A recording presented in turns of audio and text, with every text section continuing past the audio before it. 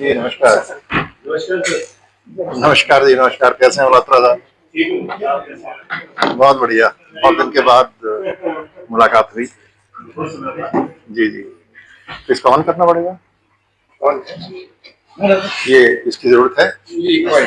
तो साथियों, पिछले कुछ दिन बड़े कठिन और चुनौतीपूर्ण रहे पूरे भिवानी जिले के लिए और आप सबके लिए, और इसमें आप सबका बहुत सहयोग रहा। इसके लिए आपका धन्यवाद। इस दौरान हमने एक बहुत ही प्रॉमिसिंग यंग बिटिया को खो दिया। जैसा आप कहते हैं कि बेटियां सबकी साझी होती हैं, माँ बाप का और परिवार का जो दुख है वो हम सब समझते हैं, और इस दुख की घड़ी में हम उनके साथ खड़े हैं। परसों रात, जैसा कि आप जानते हैं, वो परिवार की तरफ से एक मांग प्राप्त हुई कि इस केस की इन्वेस्टिगेशन को सीबीआई को दे दिया जाए।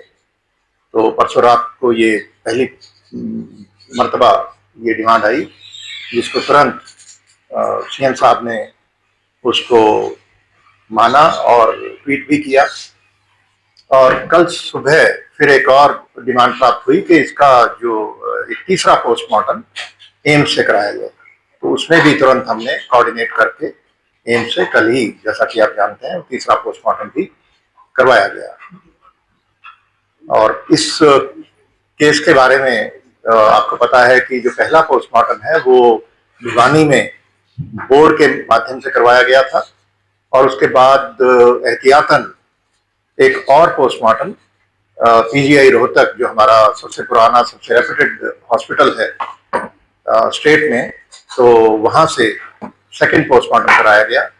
डॉक्टर्स ने कुछ सैंपल लिए और वो सैंपल्स से उन्होंने हिदायतें दी कि कुछ टेस्ट करवाए जाएं ताकि वो ओपिनियन अपनी दे सकें। वो सारे टेस्ट हमारी फॉरेंसिक साइंस लैब जो मधुबन में और रोहतक में है, राष्ट्रीय स्तर की लैब्स हैं, तो उनमें वो टेस्ट करवाए गए और सोमवार को कुछ रिपोर्ट्स प्राप्त हुई। उसके बाद पीजीआई रोहतक के डायरेक्टर ने एक बोर्ड ऑफ डॉक्टर्स, जो सीनियर डॉक्टर्स हैं, उनका एक बोर्ड बनाया और वो गठित करके वो सारी रिपोर्ट्स उनके सामने रखी गई, और पोस्टमार्टम की दोनों रिपोर्ट्स के आधार पर उन्होंने अपनी ओपिनियन दी। और जैसा मैंने बताया कि हमारे, और हम सब जानते हैं कि पीजीआई रोहतक में हमारा सबसे पुराना सबसे रेप्यूटेड हॉस्पिटल है, बहुत काबिल डॉक्टर हैं, और हमारी जो फॉरेंसिक साइंस लैब्स हैं वो भी राष्ट्रीय स्तर की हैं और अंतर्राष्ट्रीय मानकों के मुताबिक वो अपने सभी टेस्ट करते हैं। तो ये जो निर्णय हुआ सीबीआई को देने का, किसी भी तरीके से कोई उनकी, हमारे जो वैज्ञानिक हैं और जो हमारे डॉक्टर हैं, उनकी निष्ठा और काबिलियत पर कोई प्रश्न चिन्ह नहीं है, बल्कि क्योंकि परिवार की मांग थी और ये ट्रांसपेरेंसी की एक जो कमिटमेंट है सरकार की, उसके तहत कि सब कुछ ट्रांसपेरेंटली किया जाए और जन भावना को ध्यान रखते हुए ये निर्णय लिया गया। और इसमें जैसी ही परसों रात डिमांड आई, उसको तुरंत मान करके इस केस को जल्दी ही ट्रांसफर कर दिया जाएगा। उसकी एक प्रक्रिया है, वो पूरी करके ये सीबीआई को चला जाएगा। और जिन परिस्थितियों में भी ये एक प्रकरण हुआ, ये सारा घटनाक्रम, वो सारी परिस्थितियां भी इसमें निकल करके सीबीआई की जांच में सामने आ जाएंगी। तो इस प्रकरण में बहुत सारे लोगों ने, काफी जो इलाके के, भिवानी जिले के सामाजिक लोग और दूसरे लोगों ने बड़ा अच्छा इसमें एक रोल अदा किया। उन्होंने समझदारी से काम लेते हुए, जब एक स्टेज आई जब वो मॉब था जो लीडरलेस हो गया, कोई नेता नहीं था, तो उस वक्त काफी लोगों ने अच्छा एक रोल प्ले किया, तो उन सबका धन्यवाद। लेकिन कुछ ऐसे लोग भी थे जिन्होंने, आपने देखा कि भ्रामक और एक तथ्यात्मक रूप से गलत प्रचार भी करके गैर जिम्मेदाराना एक माहौल बनाने का प्रयास किया, अराजकता का एक माहौल बनाने का प्रयास किया, कुछ सुर्खियां बटोरने के लिए कुछ शरारती तत्व, वो भी ऐसे लोग बीच में, ऐसे जब आंदोलन होते हैं आप जानते हैं कि वो आ जाते हैं, तो ऐसे लोगों के खिलाफ भी कुछ कार्रवाई की गई है। और मैंने कहा है अपने अधिकारियों को कि और ऐसे लोग जो भी हैं उनको चिन्हित करें, और ये इस तरीके के लोग पूरी व्यवस्था पर एक प्रश्न चिन्ह लगाने का प्रयास करते हैं सुर्खियां बटोरने के लिए, और एक अपने पॉपुलिज्म की वजह से, तो इनको चिन्हित करना जरूरी है और जो भी कानून के मुताबिक एक्शन जरूरी है इनके विरुद्ध लिया जाएगा, क्योंकि इस प्रकार के लोग पूरे लोकतंत्र पर एक तरह से प्रश्न चिन्ह लगाने का प्रयास करते हैं। तो ये कुछ चीजें थी और हम जो जैसा आपको पता है कि कुछ पुलिस कर्मियों पर भी एक्शन हुआ, वो किसी इन्वेस्टिगेशन की किसी कमी की वजह से नहीं हुआ। वो एक परिवार की शुरू में ये बातें आई कि उनके साथ व्यवहार कुछ ठीक नहीं किया गया, तो उसके चलते विभागीय कार्रवाई जो हुई उसमें जो भी आगे उनको प्रिंसिपल्स ऑफ नेचुरल जस्टिस के हिसाब से जो हमारी प्रक्रिया है उसके हिसाब से मौका दिया जाएगा अपनी बात रखने का, और जांच आगे बढ़ेगी और जो जांच में दोषी पाया जाएगा उसके विरुद्ध कार्रवाई की जाएगी। देखिए साहब, जब ये सारा का सारा आपने देखा होगा कि जो इन्वेस्टिगेशन है पूरी की पूरी साइंटिफिक हुई अभी तक। ये सारी जो इन्वेस्टिगेशन की जो फाइंडिंग्स हैं वो दो चीजों पर आधारित हैं, पोस्टमार्टम की रिपोर्ट और फॉरेंसिक साइंस में जो टेस्ट हुए लैब्स में उनकी रिपोर्ट्स। तो जो टेस्ट होते हैं उनका एक प्रोटोकॉल है, उस प्रोटोकॉल में हम कॉम्प्रोमाइज नहीं करते। जो हमारे वैज्ञानिक हैं इन लैब्स के अंदर वो इंटरनेशनल स्टैंडर्ड्स जो मानक हैं उनके मुताबिक अपने टेस्ट करते हैं, उनमें समय लगता है।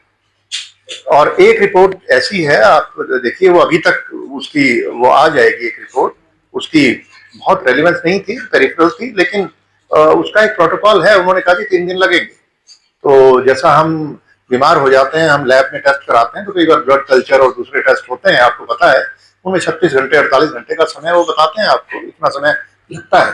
तो जो फॉरेंसिक साइंस के टेस्ट हैं उसमें लैब्स के अंदर, उनमें जो समय लगा, और जब जैसे ही ये हमारी विसरा की रिपोर्ट मंडे को मिली, सोमवार जो गया उसको मिली, मंडे को ही हमने प्रयास किया कि इनको, उसी दिन बोर्ड बन गया और बोर्ड बनकर उन्होंने ओपिनियन दे दी, जिसके बारे में आपको अवगत भी कराया गया। जो आई पुलिस ने क्या मतलब कि उसमें सुसाइड माना है या क्या? तो पहले क्या एक तो उसका तो ऐसा है कि ये जो एक प्रोटोकॉल है हमने अपना बनाया 2005-6 के आसपास, के जितने भी मिसिंग पर्सन हैं उनमें हरियाणा एक ऐसा प्रांत है जहाँ पे एफआईआर की जाती है। अगर आप पूरे देश को देखें तो वहां पे सिर्फ रोजनामचे में एक एंट्री कर दी जाती है, डीडी एंट्री जिसको कहते हैं। और इसमें अगर प्राइम इन इंडिया जो एनसीआरबी जो इसको पब्लिश करती है हर साल, अगर आप उसमें वो टेबल देखेंगे तालिका, तो आप पाएंगे कि 80% केस मिसिंग पर्सन के हरियाणा में ही होते हैं। इसका मतलब ये नहीं कि पूरे देश में जो मिसिंग हुए हैं वो केवल हरियाणा में हुए हैं, होते सब जगह है, वहां पे एफआईआर नहीं होती, हम एफआईआर करते हैं। तो एफआईआर जो करते हैं वो जो धारा है उसकी 346 आईपीसी होती थी पहले, अब जो भी 127 या नए कानून में जो है 127(6), तो उसके तहत वो एफआईआर कर दी गई थी पहले ही दिन। जो हमारा प्रोटोकॉल है उसमें कोई डिले नहीं है। देखिए कि ये तो जैसा कि मैंने बताया कि 2 पोस्टमार्टम हुए, उनमें उन्होंने कुछ टेस्ट बताए और शुरू में जिस तरीके से वो उसको खाया हुआ था नेक को, तो वो हमें भी ये लगता था कि ये मर्डर हो सकता है। और उनकी स्टेटमेंट पे जैसा बताया एसपी साहब ने कि उसको मर्डर की धाराएं भी हमने ऐड कर दी तुरंत पहले दिन के बाद ही, जैसे ये डेड बॉडी मिली। तो जो सुसाइड नोट की बात है ये भी मिल गया, लेकिन उसकी जो ऑथेंटिसिटी है वो एस्टेब्लिश करने में समय लगता है। तो ये चीजें इन्वेस्टिगेशन में जब मिलती हैं उनको डॉक्यूमेंट कर लेते हैं, सीन ऑफ क्राइम टीम जाती है, उसमें भी साइंटिस्ट होते हैं, आप जानते हैं। जैसे हमारी हर जिले में एक सीन ऑफ क्राइम टीम है जिसको एक SSO senior scientific officer head करते हैं, और उन्होंने वो सारा वीडियोग्राफी भी करते हैं सारे सीन की। तो केवल एक नोट नहीं था, एक पॉलिथीन में उसमें कई और पर्सनल चीजें, बैग वगैरह भी था। तो वो सारी चीजें मिली थी डे 1 पे उनको। जो आप कह रहे हैं पब्लिक करने की बात, तो वो चीजें सारी इन्वेस्टिगेशन को डे 1 से हम पब्लिक नहीं करते हैं। उसका कोई ऐसा वो तभी है जब उसकी हमें ऑथेंटिसिटी भी चेक करनी होती है। तो व्यक्तिगत चिट्ठियां बच्चों की हम पब्लिश करें वो ठीक नहीं होता। जो भी इन्वेस्टिगेटिंग एजेंसी अपनी स्टेटमेंट देगी वो एक नपी तुली स्टेटमेंट होनी चाहिए और उसी हिसाब से दी जाती है। पूर्ण तरीके से अभी ये तमाम माहौल जो है शांत है। हाँ, इस वक्त बिल्कुल शांत है। और जैसा मैंने बताया कि ये जो इस तरीके के एलिमेंट्स हैं जिन्होंने इसमें एक गलत किस्म का रोल प्ले किया, जिन्होंने अच्छा रोल प्ले किया उनका धन्यवाद, और जिन्होंने अराजकता फैलाने की का प्रयास किया, इनको हम जरूर चिन्हित करेंगे और ये अपनी गतिविधियों में भविष्य में कभी कामयाब ना हो पाए इसका इंतजाम करें। जी, वो क्योंकि बिल्कुल ठीक बात है, उससे परेशानियां होती हैं, पर पब्लिक ऑर्डर मेंटेन करने के लिए कई बार टफ डिसीजन लेने पड़ते हैं और कोई ऐसी गलत घटना ना हो जाए, उसको प्रिवेंट करने के लिए भी ये जरूरी होता है कि ये फैसले बड़े सोच समझ के लिए जाते हैं और ये निर्णय केवल 2 जिलों तक ही सीमित था और इसको शायद आज शाम तक ये फिर से रिस्टोर हो जाएंगे इंटरनेट सर्विसेज। अलग अलग इस प्रकार का कहीं भी कोई परदेशी मामला बन जाते हैं तो क्या इसको आप लोगों का प्लान है? जी बिल्कुल है, इस पे अभी भी जिन्होंने बहुत गलत तरीके की ये न्यूज फैलाने का प्रयास किया, उन कुछ के विरुद्ध एक्शन लिया गया है और आगे भी और चिन्हित करके हम इसमें प्रत्येक ऐसे व्यक्ति को चिन्हित करेंगे, इनका डेटाबेस भी बनाएंगे और इनके खिलाफ एक्शन ऐसा वो मुझे लगता है कि आप एसपी साहब बेहतर बता पाएंगे और कोई निर्दोष किसी भी व्यक्ति को हम कभी भी उसको परेशान करने के हक में नहीं है और जैसा कि इस केस में भी आपने देखा तो किसी को ऐसे गलत अरेस्ट नहीं कर सकते। रिस्टोर करने का एक प्रयास चल रहा था, वो अब क्योंकि डैमेज्ड वाला अभी ये एस्पेक्ट अभी उसके बारे में मैं नहीं बता पाऊंगा आपको, लोकल पुलिस बेहतर बता पाएगी, इन्वेस्टिगेटिंग टीम, पर हाँ वो उसके कुछ अंश मिले हैं और उसका फिर वो नहर बिल्कुल नजदीक है तो वो देखने वाली बात है कि वो नहर का पानी भी रोका गया था, उसकी सर्च का भी एक प्रयास किया गया है, तो उसमें और मुझे लगता है कि अब क्योंकि केस सीबीआई को चला गया है तो इस स्टेज पे हम कोई और आगे कदम नहीं उठाएंगे। सर लोगों में एक बात है कि गैर कानूनी सड़कों पर सुन नहीं मिलते हमको, तो इसको लेकर के काफी उम्र से इसको सर थोड़ा सा क्लैरिफाई करना। मैं समझा नहीं आपकी बात। सर हम सब गैर खाली है तो उसके सब को आमतौर पे पशु नहीं मिलते हैं और पशु नहीं मिलते, इस बारे में जो हाँ ये एक साइंटिफिक इशू है, इसके बारे में जो हमें डॉक्टर्स ने जो इस बारे में बताया कि जो वाइटल ऑर्गन्स हैं वो नहीं खाए गए और यहाँ पे जो जहर जब फैलता है तो वो सबसे अंत में स्किन में और जो जैसे नेक वगैरह के जो पोर्शन है और फेस का जो पोर्शन है वहां सबसे अंत में पहुंचता है, तो वो वही पोर्शन इसमें डैमेज हुए हैं। सर ये लॉरेंस की तरफ से कोई पोस्ट आई है, पता नहीं सच है कैसी है, जो भी है, पर उसको लेकर के भी अलग जानना। इसमें मेरा एक बहुत क्लियर व्यू है इसमें कि जितने भी अपराधी हैं अब जो अपने आप को गैंगस्टर प्रोजेक्ट करना चाहते हैं, इनको गैंगस्टर बनाने में एक ये जो प्रचार होता है ये बहुत बड़ा एक रोल अदा करता है। मेरी नहीं, केस तो हमारा पहले देखिए एफआईआर एक ही रजिस्टर होती है एक प्रकरण में, आप जानते हैं, और उसी में अगर कोई धारा बनती है, अगर ये आता कि ये हत्या का केस है तो उसमें हत्या की धारा जुड़ जाती, लेकिन इसमें जो ओपिनियन आई वो विपरीत आई। हाँ तो उसमें इसमें आपने ऐड किया है अच्छा पहले क्योंकि ये बयान आ गया था उनके शक के आधार पे इन्होंने जो मर्डर की जो धारा है वो ऐड कर दी थी, तो उसमें अब क्योंकि निर्णय हो गया कि ये सीबीआई को केस जाएगा तो इसके बाद अब हम कुछ नहीं करेंगे और जो एम्स में पोस्टमार्टम कल हुआ है उसकी रिपोर्ट भी मिल जाएगी और वो भी सैंपल वो उन्होंने लिए हैं, उन सैंपल्स को भी हम सेंट्रल फॉरेंसिक साइंस लैब है हम प्रयास करेंगे कि सीएफएसएल में भेजें। तो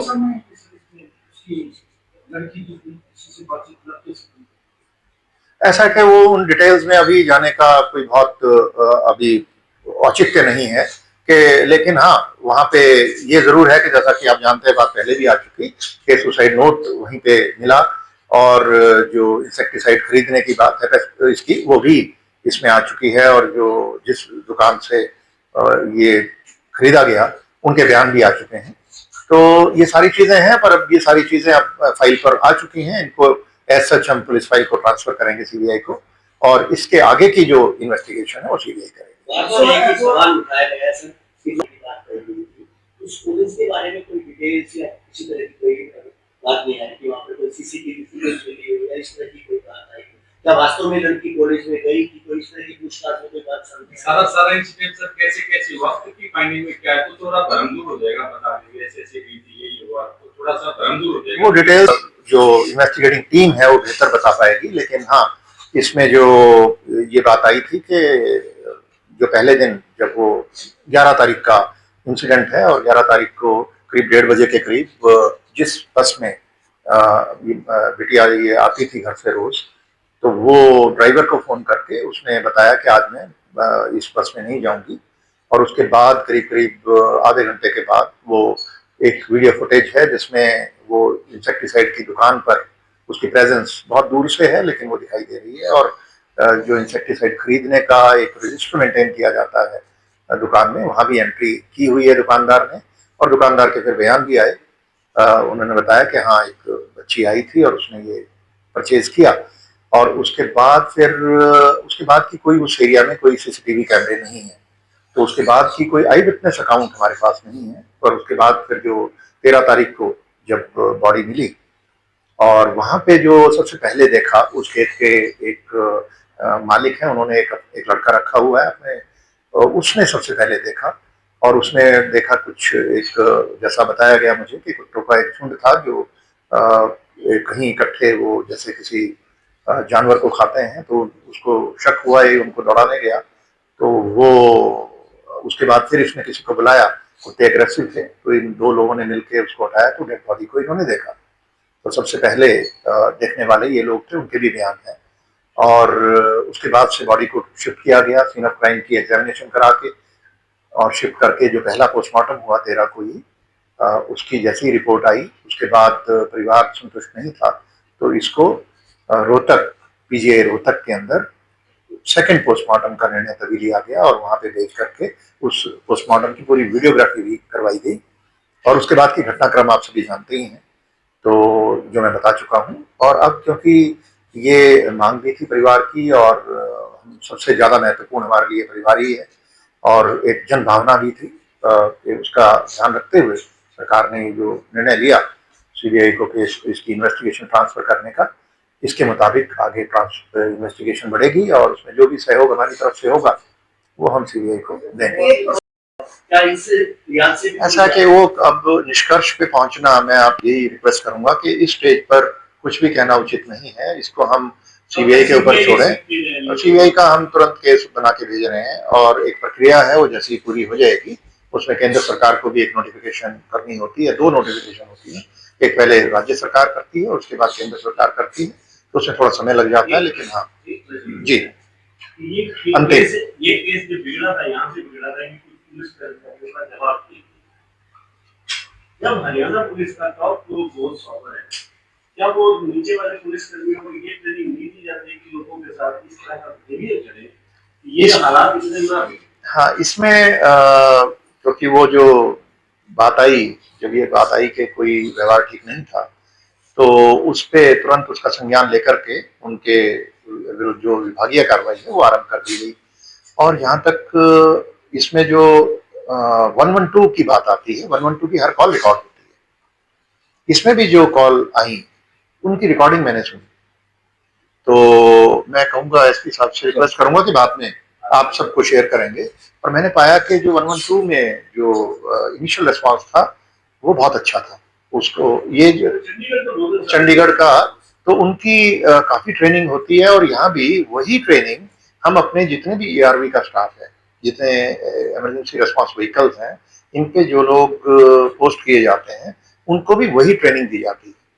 यहाँ एग्जैक्टली क्या हुआ इसकी कोई रिकॉर्डिंग नहीं है, पर हाँ अब क्योंकि ये आरोप था और पीड़ित परिवार की तरफ से था, तो उस पर हमने पूरी उसको ध्यान देते हुए, तवज्जो देते हुए उनके विरुद्ध विभागीय जांच की प्रक्रिया शुरू कर दी।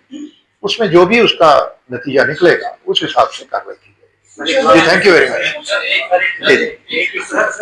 अभी विधानसभा के अंदर से तो निकलना। Thank you. ओके नमस्कार।